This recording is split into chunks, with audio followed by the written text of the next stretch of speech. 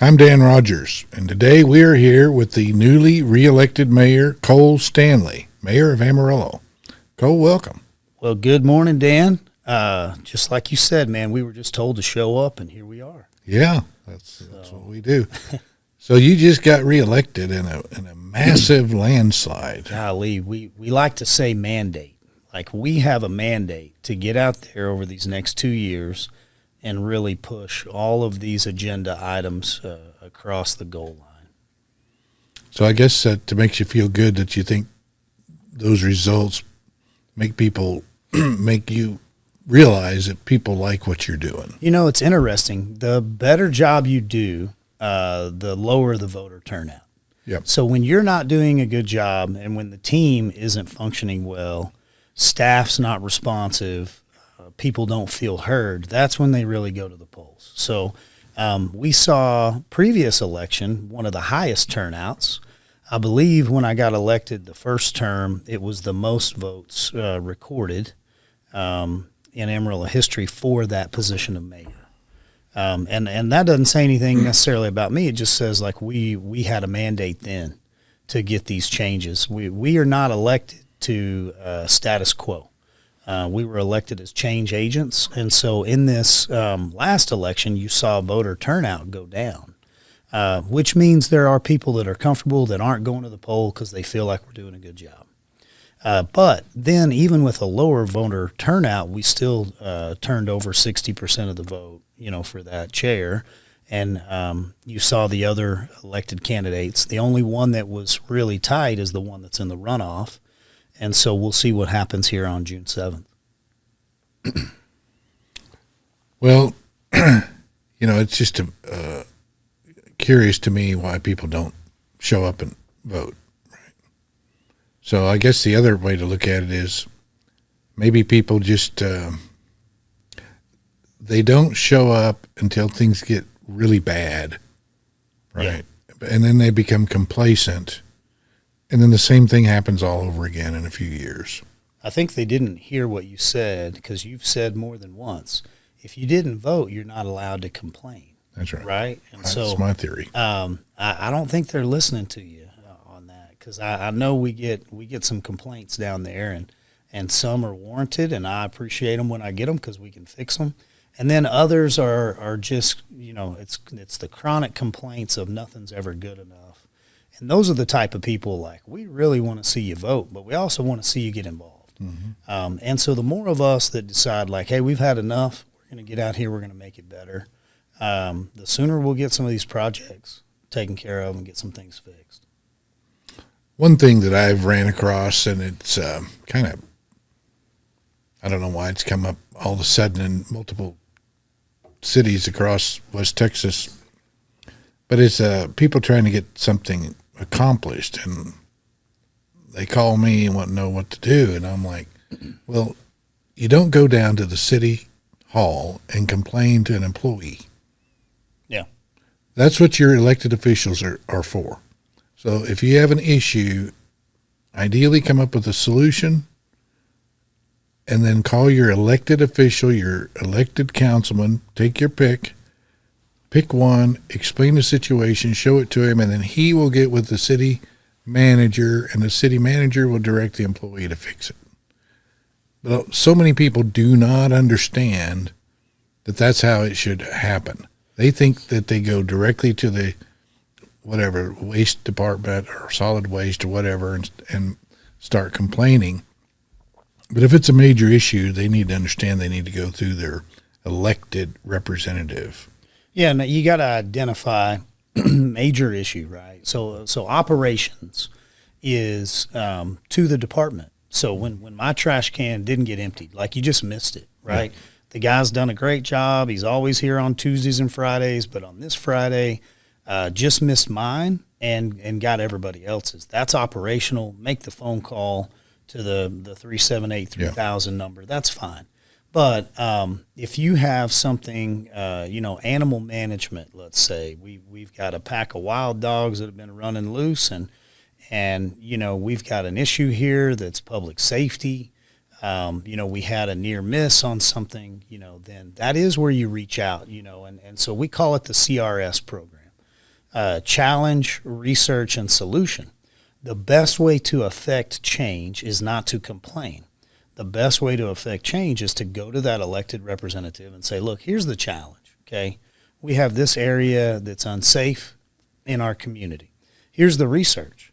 I've been watching this for sometimes like decades, right? But I've been watching this for months, or I've been seeing this, or this is my experience. And then here's the potential solution. If we spent this much money on this item, this would take care of it. If we put security cameras up, we're gonna notice lesser theft, right? That's an easy one. If we increase police presence over here, and so then what you're doing is you're partnering with that elected representative, and you're helping them. And so then that way, when the budget comes up, they can say, hey, look, we need to spend another $100,000 over here of your money in order to get this item taken care of. And so as those major issues get identified and they're researched, and you put forward that solution, then I think you see the things that work better. And it's not a complaint at that point. It's an improvement, right? But it's identifying a need. Right. You're not complaining at that point. You're identifying a situation and bringing solutions. Yes, sir. And that's your role as a citizen, right? You can be very effective. You don't have to be elected. Well, and if the citizen's truly the boss, right, and the citizens are going to work and run the city together, then as long as you're getting that responsiveness from myself and the other elected reps, and as long as the city management is delivering those items to the staff, then it's working like it should, which doesn't mean it's going to work perfect. It just means it's functional. Right. You're still going to have problems. You're still going to have trash cans that get missed. Does that trash can get caught that next morning, right? And I think that's what you're seeing downtown. Well, the idea is to minimize problems. Mm-hmm. We're never going to eliminate them. Well, very good. So there's a lot of things going on in the community, like a rodeo, a cattle drive coming down Polk. Sure, yeah. You want Route 66? Yeah, let me brag on Cashin Smith and her team over there. So that's our CVB, Convention Visitors Bureau.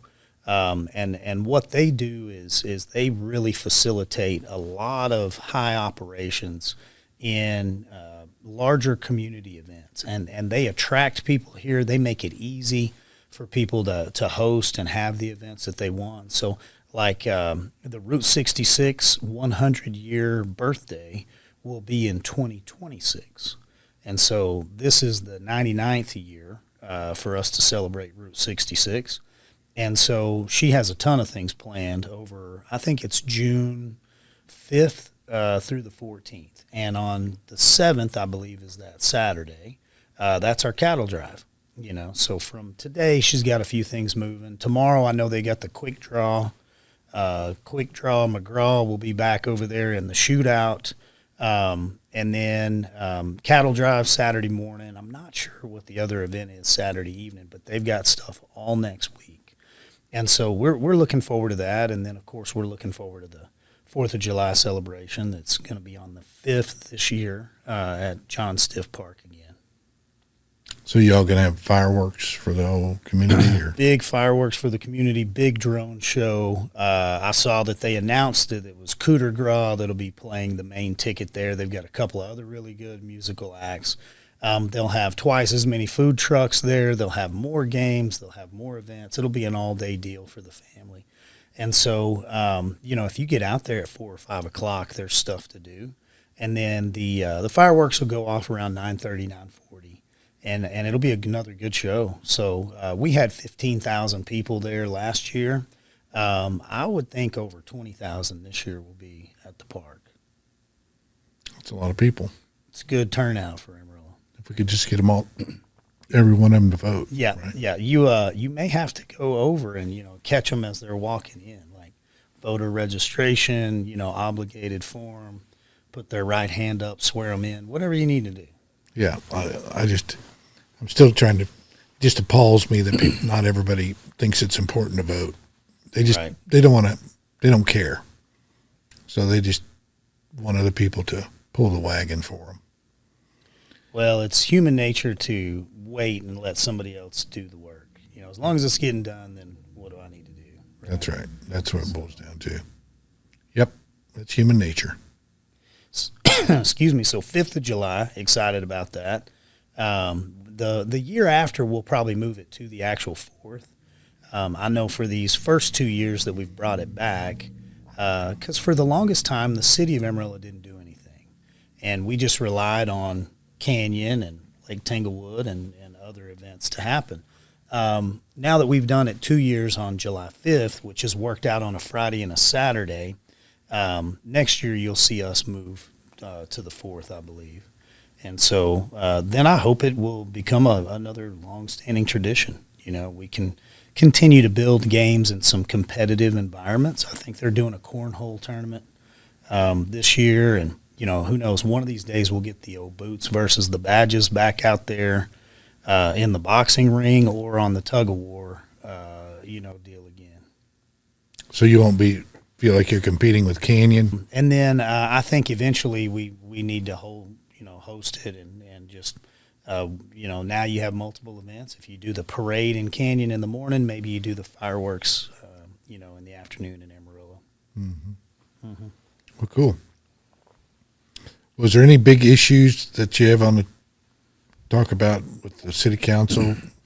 The biggest issue is going to be that low voter turnout that we're seeing right now for place 3. So Tom Sherlin is in the runoff with David Prescott, and both are good businessmen. Both come at it with a business mentality.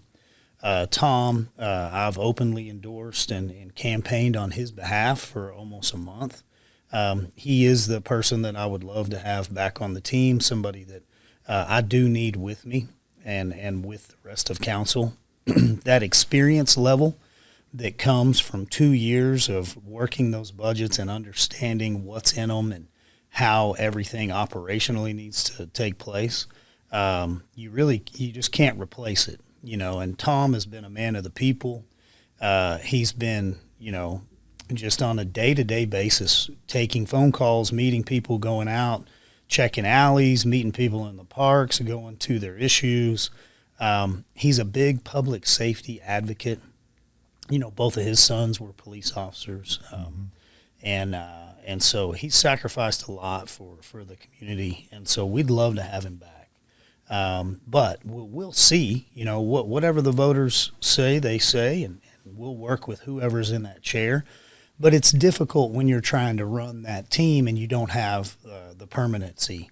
Yeah. So getting that behind us and then pushing forward, that leaves us the month of June and about half of July to really dig in on budget. And that'll be where you'll see my focus stay until we get that budget where it needs to be.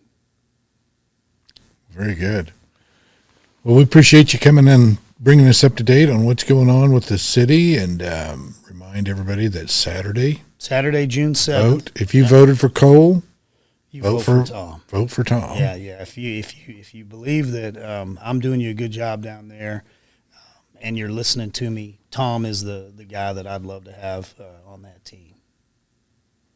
Well, you don't get a better endorsement than that. Yeah. Well, I appreciate the confidence that people have put in us, and it's well placed. We're hardworking. We've still got a long way to go.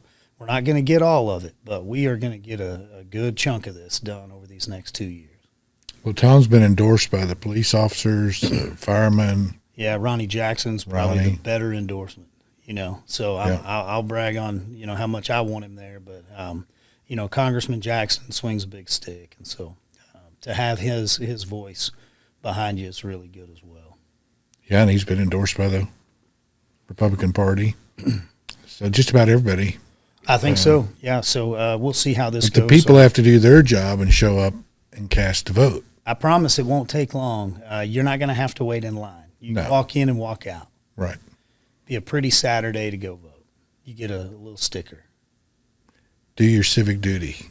There you go. Be a responsible citizen, and let's make Amarillo great again. Go vote for Tom on Saturday, and then you can send him all your complaints on Monday. There you go. So, perfect. All right. All right, Cole. For having me. Appreciate you coming. Yeah, thank you very much.